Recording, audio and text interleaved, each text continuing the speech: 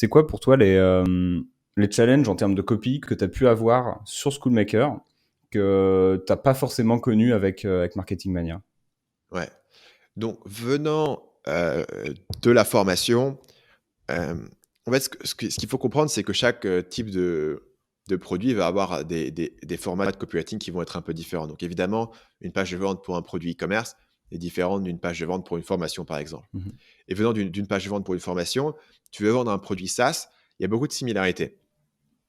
Et les similarités, c'est tu veux définir un problème avec le statu quo, tu veux comprendre ton avatar client et la vision qu'il a de la situation, et tu veux lui expliquer en quoi ta solution résout en fait ce problème clé Mhm. que tu as identifié. Donc certains éléments, en termes de ce que j'appellerais moi dans mon jargon la recontextualisation, c'est-à-dire dire, OK, voilà, dans votre vie, voilà le problème le plus important qu'il faut résoudre, et la mécanisation, voilà par quel mécanisme je vais résoudre votre problème. Ça, c'est assez similaire. Ouais. Là où c'est différent, c'est que probablement une page de SaaS va être moins longue et va s'appuyer plus sur des visuels. Mhm. Donc là où il y a un enjeu intéressant en termes de vente sur du SaaS, c'est comment est-ce que tu peux, le plus rapidement possible et le plus visuellement possible, communiquer ta valeur ajoutée. Donc, pour voir un exemple de ça, qui est un exemple extrêmement efficace, tu peux aller sur le site Riverside, riverside.fm, qui est un Mhm. concurrent de Zencaster, l'outil qu'on utilise pour enregistrer ce podcast. Et ils ont sur leur site une espèce d'image, un espèce de GIF, en fait, qui est séparé en deux, avec sur la version, sur la partie gauche du GIF, la qualité zoom, et sur la version droite, la qualité Riverside. Mhm. Et en gros, ils te disent, grâce à Riverside, au lieu d'enregistrer sur Zoom, qui compresse à donf ton fichier, on va enregistrer la vidéo en qualité native 1080p sans la compresser. Et donc, du coup, tu auras une vidéo à la fin de bonne qualité. Et en un GIF, en un seul GIF, on peut te communiquer cette valeur ajoutée. Ouais. Et ça, tu vois, on peut dire, ok, c'est pas du copywriting, c'est pas de l'écriture. Pour moi, c'est la même skill que le copywriting. C'est juste qu'elle elle se manifeste de manière différente et c'est une manière d'appuyer ça. Donc, au lieu d'avoir un long paragraphe où tu n'as pas besoin d'écrire, vous n'en avez pas marre de votre qualité Zoom qui est compressée à fond, avec nous, en fait, tu peux communiquer ça en fait en une phrase plus cette image. Et Mhm. évidemment, c'est supérieur. Mais c'est pas évident, si tu veux, de trouver l'image, de trouver la manière de condenser cette valeur ajoutée. Notamment quand tu es sur un produit comme Schoolmaker, où en fait, tu dois d'une part communiquer beaucoup de choses sur ce que la plateforme fait. Il y a beaucoup de fonctionnalités différentes, tu vois. Il y a une communauté, tu peux mettre des quiz, tu peux mettre des étapes sur tes formations, tu peux inclure des audios, des PDF, etc. Donc, comment est-ce que à la fois tu communiques sur toutes ces fonctionnalités que les gens ont besoin d'avoir dans leur plateforme de formation, euh, tout en mettant avant tout l'accès sur ce qui aussi te différencie. Parce que si je te parle uniquement de ce qui me différencie, en fait, tu ne sais pas si dans les détails des fonctionnalités, je remplis nécessairement ton besoin.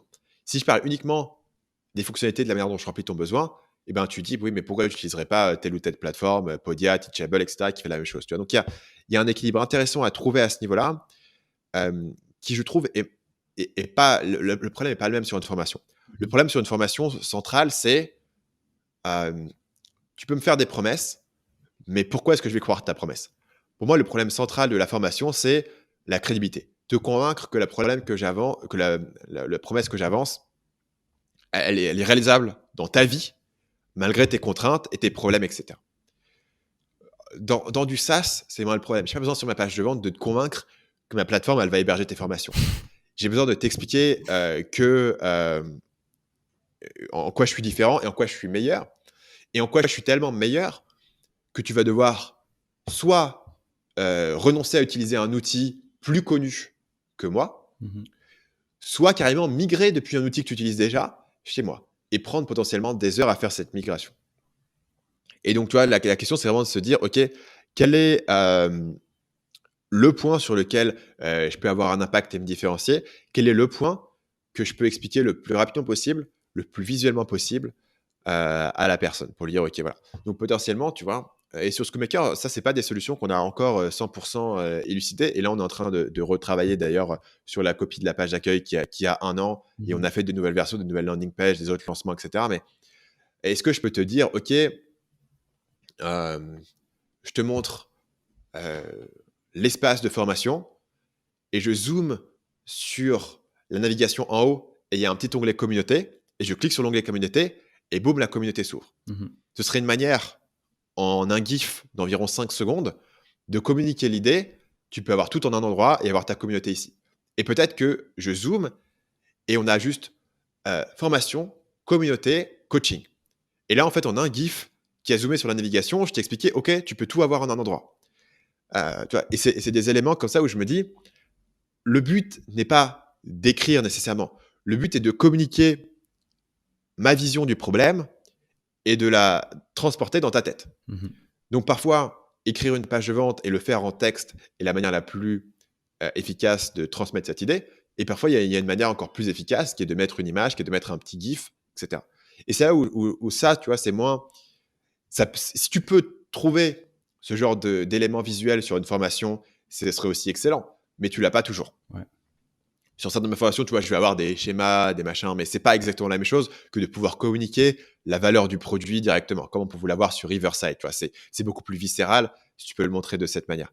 Et c'est là, à mon avis, que se pose, pour une personne qui vient spécifiquement des pages de vente de formation, c'est là où se pose une courbe d'apprentissage. C'est tout d'un coup, j'ai un produit qui se prête plus à faire des screenshots, à faire des GIFs, à faire des comparaisons, à faire des avant-après. Et comment est-ce que j'en tire le maximum d'avantages?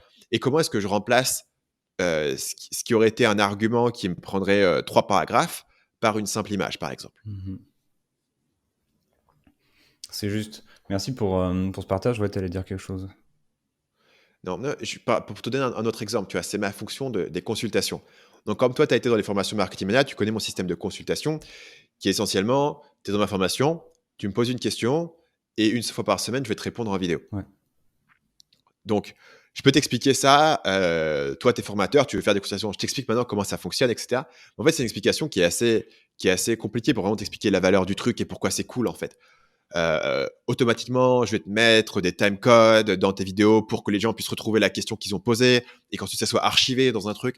Mais en fait, assez rapidement, je suis dans une explication sur une bullet point, tu vois, une liste avec des bullet points avec 6 points différents, tu vois. La question que je me pose, c'est est-ce que il n'y a pas une image, un screenshot, un avant-après, un petit GIF qui communique tout ça en 15 secondes, encore plus efficacement que ce que je t'avais expliqué en texte, parce que du coup, tu peux le voir se produire devant tes yeux. Est-ce que je pourrais screenshot tout le process de ton point de vue et simplement, tu vois, te l'expliquer. Et à mon avis, ça, c'est des éléments, tu vois, sur SchoolMaker particulièrement, où très, très honnêtement, moi, je ne considère pas qu'on est au top dessus, tu vois. Je considère que là-dessus, on pourrait améliorer. Il y a plein de points que je vois d'amélioration potentielle. Après, SchoolMaker, c'est un projet qui est... Je ne travaille pas dessus depuis aussi longtemps que Marketing Mania, donc je suis encore en phase d'apprentissage.